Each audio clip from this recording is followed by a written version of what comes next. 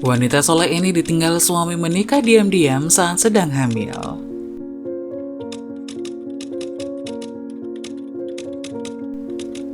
Keserakahan adalah apa yang bisa kamu sebut sebagai jenis lubang tanpa dasar, di mana itu benar-benar tidak ada habisnya. Keserakahan bisa dibilang merupakan satu di antara dosa mematikan. Keserakahan akan melakukan apapun untuk menghancurkanmu. Itulah mengapa keserakahan disebut dosa paling mematikan. Orang yang serakah tak bisa puas dengan apa yang dimilikinya dan bahkan melakukan hal tercela untuk memuaskan keinginannya. Di sebuah pesantren yang terletak di lereng perbukitan Jawa, hiduplah seorang santri perempuan yang cerdas dan berbakat bernama Kustini. Kustini adalah gadis yang rajin menuntut ilmu agama dan ilmu umum di pesantren tersebut. Dia selalu ditemukan di perpustakaan pesantren, menyerap ilmu dari buku-buku kuno dan modern. Di sisi lain, ada seorang guru yang sangat dihormati di pesantren tersebut, yaitu Ustadz Damar. Damar adalah sosok yang bijaksana, memiliki pengetahuan agama yang mendalam, dan disukai oleh seluruh santri. Karisma dan kepribadian yang ramah membuatnya menjadi panutan di pesantren. Suatu hari Kusniti dan Damar dipertemukan dalam sebuah diskusi agama yang diadakan di pesantren. Kusniti terkesan dengan wawasan dan pemahaman mendalam yang dimiliki oleh Ustadz Damar. Mereka sering berdiskusi tentang ayat-ayat Al-Quran, hadis, dan masalah-masalah kehidupan sehari-hari. Kusniti mulai mengagumi tidak hanya keilmuan Damar, tapi juga akhlak dan kepribadiannya yang tulus. Waktu berlalu, Kusniti semakin sering berada di dekat kelas yang diajari oleh Ustadz Damar. Keduanya makin akrab, dan Damar pun mulai menyadari ketulusan dan semangat belajar Kusniti. Sementara itu, perasaan Kusniti terhadap Damar tumbuh menjadi lebih dari sekedar rasa kagum. Namun dia tidak berani mengungkapkannya. Suatu malam, setelah acara pengajian, Kusniti dan Damar berjalan bersama pulang ke asrama santri. Di bawah cahaya remang-remang lampu jalan pesantren, Kusniti dengan ragu-ragu membuka hatinya kepada Damar. Dengan penuh kehati-hatian, Kusniti mengungkapkan perasaannya yang selama ini terpendam. Ustadz Damar, saya selalu mengagumi ilmu dan kepribadian Anda. Saya merasa ada sesuatu yang lebih dari sekedar rasa kagum. Saya merasa saya mencintai Anda, kata Kusniti dengan wajah malu dan tegang. Damar terdiam sejenak, kemudian tersenyum lembut. Kusniti, saya merasa terhormat mendengar perasaanmu. Namun kita harus ingat posisi dan batasan di dalam pesantren ini. Cinta yang sejati adalah cinta kepada Allah dan Rasul-Nya. Kita harus fokus pada pembelajaran dan ibadah. Sakit dirasakan oleh Kusniti. Dia tak tahu kenapa untuk pertama kalinya dia jatuh cinta, saat itu pula ia terluka. Akhirnya Kusniti yang menyerah pun pura-pura tidak terjadi apa-apa pada cinta pertamanya itu. Waktu berlalu dengan cepat. Hari kelulusan Kusniti tiba. Seiring lonceng yang berkumandang, Kusniti memperoleh ijazah pesantren dengan predikat yang sangat memuaskan. Dia mendapatkan penghargaan sebagai santri terbaik dalam bidang studi agama. Di hari perpisahan, suasana pesantren penuh dengan keharuan. Kusniti merasakan campuran perasaan yang senang dan sedih. Dia merindukan teman-teman seperjuangannya dan guru-guru yang telah memberikan ilmu serta bimbingan padanya. Ustadz Damar yang juga turut hadir di acara kelulusan memberikan selamat pada Kusniti dengan tulus. Kusniti yang sangat bangga dengan pencapaiannya. Kusniti, saya sangat bangga dengan pencapaianmu. Semoga ilmu yang kamu peroleh dapat menjadi ladang amal yang membawa manfaat bagi dirimu dan masyarakat, ucap Damar sambil tersenyum. Entah karena masih sakit hati atau apa, Kusniti hanya diam tanpa senyuman mengambang begitu mendengar ucapan dari Damar.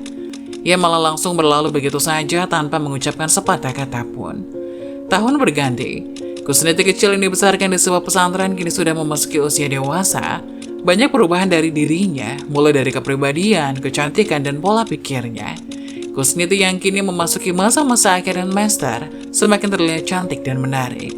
Banyak laki-laki yang mendekatinya, tapi Kusniti mengabaikannya dengan alasan dirinya ingin fokus kuliah terlebih dahulu. Suatu ketika, selembar undangan yang mengingatkannya kepada cintanya di masa lalu datang. Undangan untuk menghadiri acara di pondok pesantren tempat Kusniti mencari ilmu. Tempat Kusniti bertemu cinta pertamanya dan juga tempat Kusniti merasakan sakit hati pertamanya.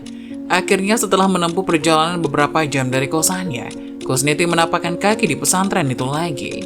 Ia langsung disambut oleh panitia acara sebagai alumni dan menikmati pertunjukan yang diadakan oleh santri pesantren itu. Hingga tiba-tiba matanya bertemu dengan sosok laki-laki yang tidak asing baginya.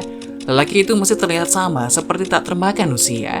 Lelaki itu malah semakin terlihat bijaksana. Dia adalah Damar yang ternyata dari tadi memandangi Kusniti dari kejauhan. Mendapat tatapan yang sama, Kusniti pun menganggukkan kepala tanda hormat dan salam sapa. Damar yang mendapat anggukan dari Kusniti tersenyum manis. Damar merasa Kusniti yang sekarang itu sudah sangat berubah. Ia terlihat lebih cantik di matanya. Setiap kali Damar melihat Kusniti, hatinya berdebar-debar dan pandangannya penuh dengan kelembutan. Namun ia menyadari bahwa sebagai seorang guru di pesantren ada batasan dan etika yang harus dijaga. Acara yang berlangsung selama 3 hari itu memberikan kesempatan Kusniti dan Damar untuk bereuni. Karena statusnya bukan santri lagi, Kusniti bebas melenggang untuk memasuki pesantren putri untuk menyapa para santri di sana dan berbagi pengalaman seputar kehidupan kuliahnya. Dari kejauhan, Damar memandangi setiap gerak-gerik Kusniti. Gadis yang pernah ditolaknya itu kini menjadi semakin menarik perhatian. Hingga suatu hari, ketika pesantren sedang sepi setelah sholat Isya, Damar memutuskan untuk berbicara dengan Kusniti. Mereka duduk di bawah pohon tua yang menjadi saksi bisu bagi banyak kisah di pesantren itu. "Kusniti," ucap Damar dengan lembut. "Saya ingin bicara tentang sesuatu yang mungkin tidak pernah saya ungkapkan sebelumnya. Saya menyadari bahwa kita punya perbedaan posisi dan umur. Tapi hati ini tidak pernah berhenti memikirkanmu. Saya tak bisa menahan perasaan ini lagi." Kusniti mendengarnya dengan baik-baik dan ekspresi wajahnya terlihat campuran antara keterkejutan dan kelembutan. Damar melanjutkan, "Namun, saya sangat menghormati posisi kita di pesantren ini. Kita harus menjaga batasan-batasan yang ada. Cinta kita harusnya ditempatkan pada Allah dan perjuangan mencari ilmunya. Saya tidak ingin membebani hatimu dengan perasaan yang mungkin sulit dipahami." Kusniti yang mendapat pengakuan itu merasa bingung. Ia tidak tahu harus merespon apa dan bagaimana.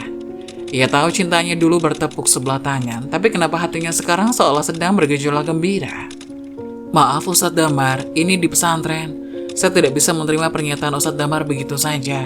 Kalau begitu, saya permisi. Assalamualaikum," kata Kusniti kemudian berlalu meninggalkan Damar. "Kusniti, apakah aku ditolak?" kata Damar sedikit berteriak pada Kusniti yang agak jauh. Tapi Kusniti hanya berdiri dan memandanginya dengan senyum kemudian pergi lagi meninggalkan Damar yang masih berdiri mematung di depan masjid. Hingga pagi harinya Kusniti pun pamit dari acara tersebut karena memang acara sudah selesai. Tapi kali ini Kusniti tidak pulang ke kosannya, melainkan pulang ke rumah orang tuanya. Entah mengapa setelah pengakuan cinta dari Damar, Kusniti menjadi kepikiran dan mendadak rindu dengan kedua orang tuanya. Beberapa hari setelah itu, Kusniti kembali ke rumah. Sebuah kejutan tak terduga menanti. Ustadz Damar tiba di rumah Kusniti dengan penuh semangat. Wajahnya terpancar kegugupan, tetapi tekad yang kuat terlihat dalam matanya. Damar duduk di hadapan Kusniti dan keluarganya, lalu dengan tulus ia mengungkapkan niatnya. "Kusniti, sejak pertama kali bertemu denganmu di pesantren, hatiku telah terikat padamu. Saya sangat menghargai kebijaksanaanmu, kecerdasanmu, dan kelembutan hatimu. Seiring waktu, perasaan ini hanya semakin kuat. Oleh karena itu saya datang ke sini untuk meminta izin kepada keluargamu dan untuk melamarmu." Keluarga Kusniti terkejut namun senang dengan kehadiran Ustadz Damar. Mereka melihat kebaikan hati dan ketulusan yang dimiliki oleh Damar. Mereka tahu bahwa Kusniti juga memiliki perasaan yang mendalam padanya. Kusniti merenung sejenak, menyadari bahwa kebahagiaan dan kesuksesan di pesantren tidak membuatnya lupakan nilai-nilai agama dan moral. Setelah pertimbangan yang matang, dia tersenyum dan menjawab, "Ustadz Damar, saya merasa terhormat atas perasaan Anda. Saya juga menyadari betapa baiknya hati Anda. Izinkanlah saya memikirkan hal ini dengan sungguh-sungguh dan berbicara dengan keluarga saya." Damar mengerti dan memberikan waktu pada Kusniti untuk mempertimbangkan tawarannya. Beberapa hari kemudian, setelah berdiskusi dengan keluarga, Kusniti memberikan jawaban. "Ustadz Damar, saya bersedia menerima tawaran Anda. Saya melihat kebaikan dan ketulusan di hati Anda, dan saya yakin kita bisa membina rumah tangga yang berlandaskan pada nilai-nilai agama dan cinta kepada Allah." Senyum bahagia melintas di wajah Damar. Keluarga Kusniti mengucapkan selamat atas pertunangan mereka. Kisah cinta yang penuh dengan nilai-nilai agama dan pengabdian pada ilmu akhirnya berlanjut ke jenjang yang lebih serius, membawa harapan dan kebahagiaan bagi Kusniti dan Ustadz Damar dalam membina rumah tangga yang bahagia dan berkah.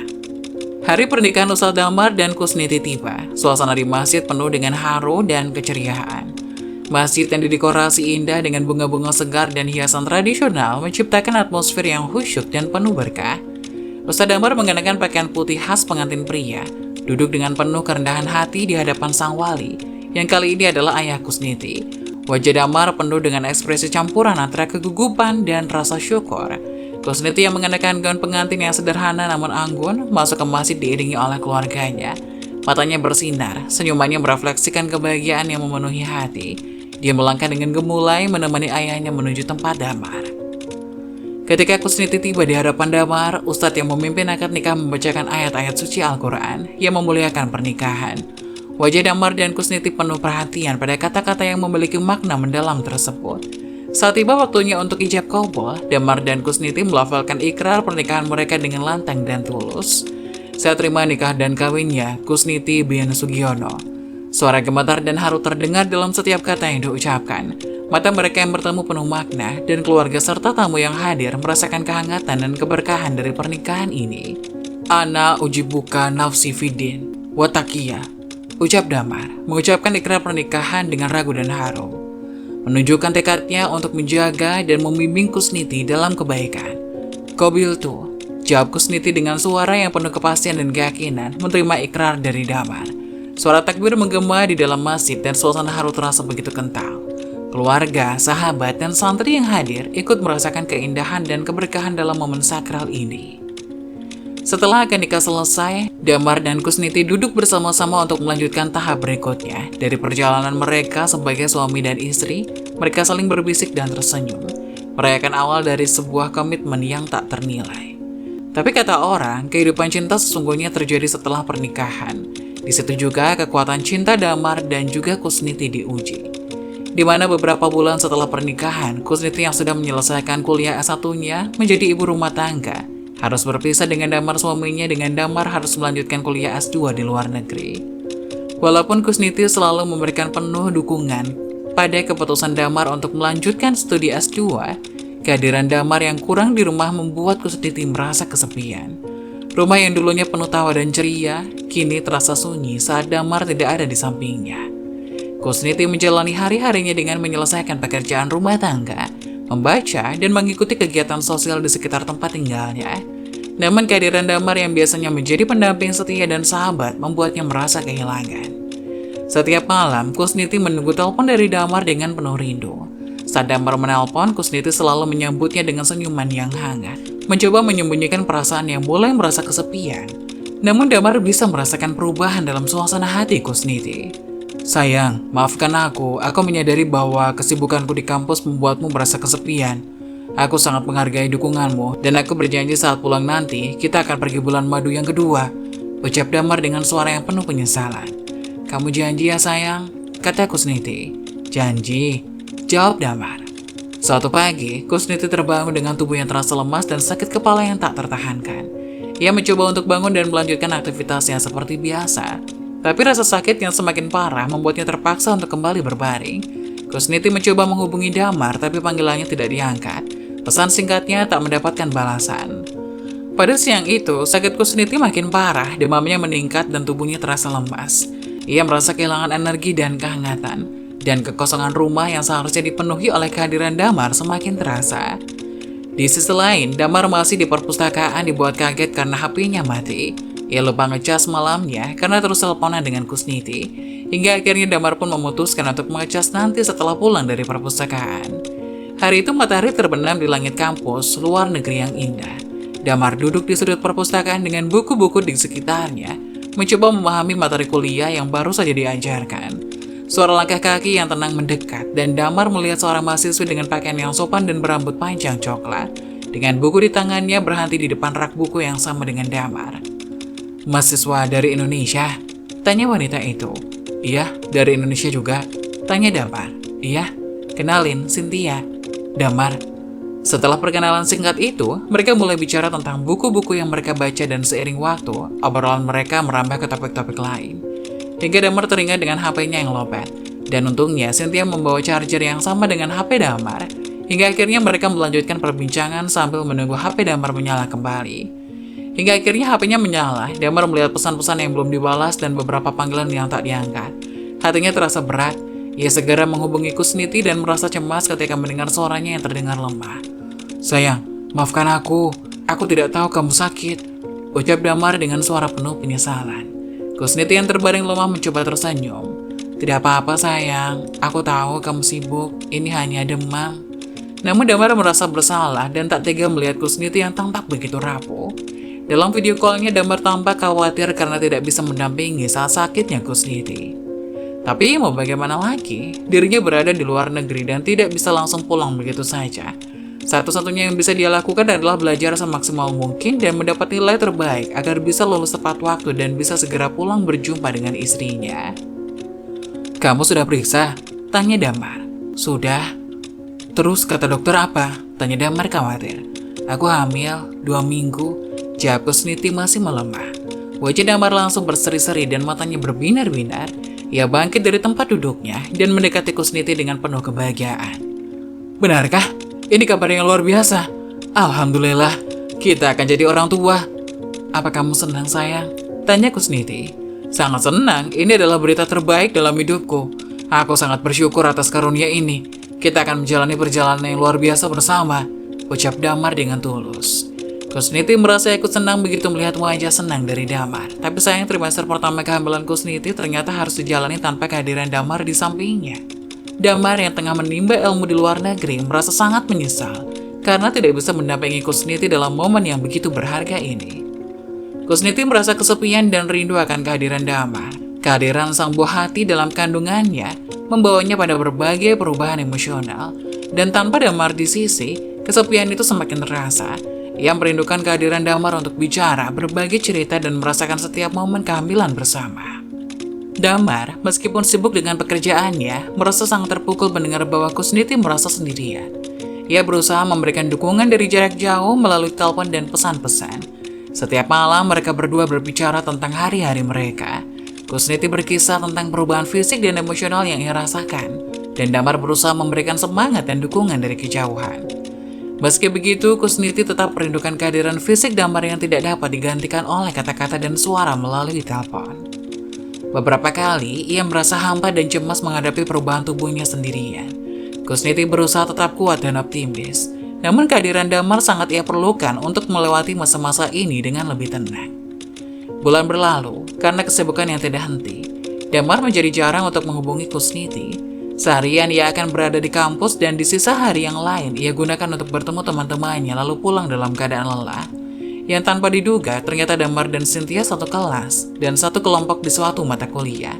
Mata kuliah yang membawa Damar dan Cynthia bersama-sama adalah Cross-Cultural Communication, sebuah pelajaran yang memberikan mereka kesempatan untuk lebih memahami perbedaan budaya dan bahasa.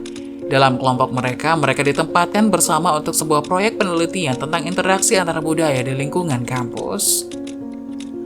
Dalam setiap pertemuan kelompok, Damar dan Cynthia semakin akrab satu sama lain. Mereka berdua memberikan kontribusi yang berharga untuk proyek mereka, saling melengkapi dengan pemahaman budaya masing-masing. Damar membagikan pengalaman hidupnya di Indonesia, sedangkan Cynthia menceritakan kehidupannya di Perancis. Mereka sering bertukar pandangan dan ide di luar waktu kuliah. Terkadang setelah kelompok berkumpul, mereka berdua duduk di perpustakaan atau kafe kampus, membahas topik kuliah, budaya, dan juga mimpi-mimpi mereka. Semakin lama, persahabatan mereka berkembang menjadi lebih dalam. Suatu hari ketika sedang bersama-sama menyelesaikan proyek penelitian mereka di perpustakaan, Damar menyadari bahwa perasaannya terhadap Cynthia telah berubah. Ia merasa lebih dari sekedar teman dan itu membuatnya merasa gugup dan bingung. Sementara itu, Cynthia juga mulai merasakan kehadiran Damar yang khusus dalam hidupnya. Karena berasal dari negara yang sama, Damar dan Cynthia seringkali menemukan kesenangan dalam mengerjakan tugas bersama. Mereka menjadi mitra studi yang tak terpisahkan, memanfaatkan keahlian dan pengetahuan masing-masing untuk mendukung kesuksesan akademis mereka. Pada malam-malam menjelang ujian, mereka sering berkumpul di perpustakaan atau di ruang kelompok studi kampus. Suasana yang penuh semangat dan fokus membantu mereka mencapai hasil yang baik dalam setiap tugas dan ujian. Damar membantu Cynthia memahami konsep-konsep yang mungkin sulit untuk diterjemahkan ke dalam bahasa Prancis. Sementara Cynthia membantu Damar memperdalam pemahamannya tentang budaya dan linguistik. Di sela-sela sesi studi mereka, Damar dan Cynthia menemukan momen-momen santai untuk saling bercerita dan tertawa. Keharmonisan keduanya dalam mengerjakan tugas tidak hanya mencerminkan kerjasama akademis, tapi juga keintiman dalam hubungan mereka. Penuh dukungan satu sama lain, mereka menjadi tempat curhat yang nyaman, berbagi impian dan mendukung satu sama lain dalam setiap langkah. Suatu malam yang gelap, ketika Cynthia sedang tinggal di kosannya, tiba-tiba terjadi kebakaran yang melanda gedung itu. Cynthia panik dan berusaha untuk menyelamatkan diri, tapi jalur keluar sudah dipenuhi asap tebal. Ketika keadaan semakin genting, Damar yang kebetulan berada di dekat kos Cynthia mendengar teriakan dan melihat kobaran api. Tanpa ragu, Damar segera berlari mendekati gedung yang terbakar. Dia merasakan adrenalinnya berpacu ketika melihat kondisi yang mencekam. Tetapi tekadnya untuk menyelamatkan Cynthia mengatasi segala ketakutannya. Dengan berani, Damar masuk ke dalam gedung dan menemui Cynthia yang hampir tak bisa bernafas karena asap. Damar menuntun Cynthia keluar dari gedung yang terbakar dengan selamat. Mereka berdua tiba di tempat yang aman. Cynthia, meskipun masih dalam keadaan terguncang, merasa bersyukur karena Damar datang tepat pada waktunya untuk menyelamatkannya. Saat itu di tengah kegelapan malam yang dipenuhi kepulan asap, Cynthia memandang mata Damar dengan penuh rasa syukur. Tanpa disadari, perasaan cinta di antara mereka semakin dalam dan kuat. Cynthia menyadari betapa berharganya nyawa yang baru saja diselamatkan oleh Damar. Dan di saat itulah ia berkata dengan penuh tulus, "Damar, aku tak tahu bagaimana mengucapkan terima kasih yang cukup untuk penyelamatanmu ini.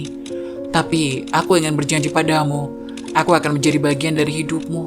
Aku berjanji akan menikahimu karena kau telah menyelamatkan hidupku." Damar yang merasa bahagia karena bisa menyelamatkan Cynthia tersenyum dan berkata, "Aku tidak melakukan ini untuk mendapatkan janji darimu, Cynthia. Aku melakukan ini karena aku peduli padamu, tapi jika itu yang kau inginkan, aku akan senang menerimanya." Mereka berdua meskipun masih terpenuhi asap dan kegelapan merasa bahwa momen itu membawa mereka lebih dekat satu sama lain. Cynthia yang berjanji akan menikahi Damar, dan Damar yang merasa memiliki motivasi baru dalam hubungan mereka, sebuah janji yang dilandasi oleh cinta, keberanian, dan kebahagiaan. Dalam kejadian tragis itulah, sebuah janji diberikan dan sebuah cinta semakin menguat. Setelah berhasil menyelamatkan Cynthia dari kebakaran di luar negeri, Damar dan Cynthia pulang ke Indonesia saat liburan tiba. Mereka merasa bahwa momen itu adalah waktu yang tepat untuk memperkuat hubungan mereka dan memutuskan untuk melangkah ke tahap yang lebih serius. Tanpa menunda-nunda, Damar menyatakan niatnya untuk melamar Cynthia. Mereka bersama-sama menuju rumah orang tua Cynthia, tempat di mana Cynthia dibesarkan. Keluarga Cynthia menyambut kedatangan mereka dengan tangan terbuka. Mengetahui Damar adalah orang yang telah membuktikan dirinya sebagai pasangan yang peduli dan bertanggung jawab. Di tengah-tengah suasana hangat keluarga, Damar dengan tulus menyampaikan niatnya untuk menikahi Cynthia. Ia menyatakan cintanya yang dalam keyakinannya bahwa Cynthia adalah orang yang tepat untuk bersamanya. Orang tua Cynthia melihat kebahagiaan di mata anak perempuan mereka, dengan senang hati memberikan restu pada mereka. Dalam waktu yang singkat, rencana pernikahan disusun dengan penuh sukacita. Mereka memilih untuk mengadakan pernikahan sederhana, melibatkan kedua budaya mereka. Persiapan pernikahan yang dilakukan dengan cinta dan kebersamaan menciptakan momen-momen yang penuh makna bagi Damar dan Cynthia. Saat acara pernikahan Damar dan Cynthia berlangsung, suatu kejadian tak terduga membuat suasana menjadi tegang. Tiba-tiba seorang wanita hamil muncul di depan rumah Cynthia, berteriak dengan keras. Terkejut, tamu-tamu yang hadir berpaling ke arah teriakan tersebut, menciptakan keheningan mendalam. Wanita hamil itu ternyata adalah Kusniti, istri pertama Damar yang hadir tanpa diundang. Ekspresi terkejut dan kebingungan tergambar jelas di wajah Damar dan Cynthia. Wanita itu dengan suara lantang dan penuh emosi mengungkapkan bahwa Damar telah menikah lagi tanpa seizinnya. "Bagaimana bisa kau menikah lagi, Damar? Apa yang kau lakukan ini tanpa memberitahu aku?" teriak wanita itu, air mata mengalir di wajahnya. Damar terkejut dan bingung mencoba menjelaskan situasi. Aku tidak tahu kau akan datang. Aku tidak bermaksud menyakiti hatimu. Cynthia dan aku saling mencintai dan memutuskan untuk bersama. Aku minta maaf jika ini menyakitimu." Yang tidak diketahui oleh Damar adalah Kusniti mengetahui apa yang dilakukan Damar begitu ia menampakkan kaki di Indonesia. Kabar liburnya Damar dari kampus sudah sampai di telinga Kusniti sebelum Damar pulang. Karena mendapat kabar kepulangan Damar dari teman satu kampusnya, Kusniti berencana untuk memberi kejutan dengan menjemput Damar di bandara secara tiba-tiba. Tapi begitu ia di bandara, ia malah mendapat pemandangan yang menyakiti hatinya. Damar bergandengan mesra dengan seorang wanita yang ia tidak kenal sama sekali. Damar bersama wanita itu pun melajukan mobilnya begitu cepat ke tempat yang jauh dari arah rumah Kusniti dan Damar. Dengan terpaksa, Kusniti pun mengikuti kepergian Damar dan wanita itu, hingga ia melihat pernikahan keduanya sedang dilangsungkan. Kekecewaannya tidak hanya berkaitan dengan fakta bahwa Damar menikahi Cynthia tanpa memberitahunya, tapi juga karena Kusniti sedang hamil sehingga kejadian ini memberikan dampak emosional dan fisik yang kompleks. Setelah bicara di dalam rumah, suasana menjadi tegang dan penuh emosi. Kusniti duduk dengan penuh rasa sakit dan kesedihan, sementara Cynthia mencoba menjelaskan niat baik mereka, meskipun sadar bahwa perasaan Kusniti tetap terluka. Namun Kusniti terluka secara mendalam. Apa yang kalian lakukan ini tidak adil. Aku hamil dan kalian berdua membuat keputusan ini tanpa mempertimbangkan perasaanku dan anak ini, serunya sambil menahan tangis. Cynthia merasa ditipu dan terluka oleh ketidaktransparan suaminya. Rasanya sebagai bagian dari peristiwa ini membawa gejolak emosional yang rumit. Ketika Kusniti meninggalkan rumah, Cynthia menahan kemarahannya dan berusaha memahami situasi yang rumit ini. Namun ketika berbicara dengan Damar secara pribadi, emosinya mulai terungkap. Dalam percakapan mereka di ruang tenang, Cynthia tidak dapat lagi menyembunyikan rasa sakit dan kekecewaannya. Damar, aku merasa ditipu dan terluka. Aku memilih untuk bersamamu. Tapi, kau tidak memberitahuku tentang pernikahan ini dengan Kustini. Kenapa kau tidak memberitahuku sejak awal? Damar merasakan rasa bersalahnya, mencoba menjelaskan. Cynthia, aku minta maaf. Aku tidak bermaksud menyakiti perasaanmu. Aku tidak tahu bagaimana memberitahumu dan aku takut ini akan merusak hubungan kita. Cynthia dalam keadaan emosional yang rumit merasa terluka dan ditipu oleh Damar. Meskipun cinta mereka masih ada, rasa kecewa dan kehilangan kepercayaan membuatnya mengambil keputusan sulit. Dalam suatu momen yang penuh ketegangan, Cynthia memutuskan untuk mengusir Damar dari rumah mereka. Damar, aku butuh waktu sendiri untuk merenungkan semuanya. Aku merasa terluka dan kecewa. Aku rasa saat ini yang terbaik adalah jika kau meninggalkan rumah ini, ujar Cynthia dengan suara yang penuh emosi. Setelah diusir oleh Cynthia, Damar memutuskan untuk pulang ke rumahnya yang sebelumnya ia bagikan bersama Kusniti. Namun ketika Damar tiba di rumah, ia menyadari bahwa Kusniti tidak di sana. Rumah itu terasa sunyi dan kosong.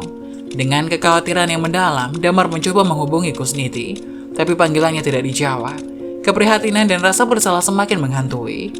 Beberapa bulan setelah kejadian yang mengguncang rumah tangga Damar, 2 surat cerai tiba di tangannya. Satu surat datang dari Kusniti, istri pertama Damar, dan yang lainnya dari Cynthia, istri kedua yang baru saja menikah dengannya. Surat cerai dari Kusniti di dalamnya, Kusniti menyatakan bahwa kepercayaan dan ikatan di antara mereka telah hancur akibat ketidaktransparan Damar dan perasaannya yang terluka. Ia berpendapat bahwa perjalanan pernikahan mereka telah berakhir dan mencapai titik akhir. Sementara itu, surat cerai dari Cynthia dengan gugatan rasa sakit dan kekecewaan yang mendalam membuatnya menyadari bahwa pernikahan mereka berdua tidak lagi bisa dijalani. Suara tersebut menggambarkan perasaan Cynthia yang terluka. Damar dihadapkan dengan 2 surat cerai yang mencerminkan akhir dari kedua pernikahannya. Merasakan pukulan berat, yang menyadari bahwa kesalahannya telah merusak hubungan baik dengan Kusniti maupun Cynthia. Ketika membaca surat-surat tersebut, Damar merenung tentang kesalahan-kesalahan yang telah ia buat dan akibatnya terhadap orang-orang yang ia cintai.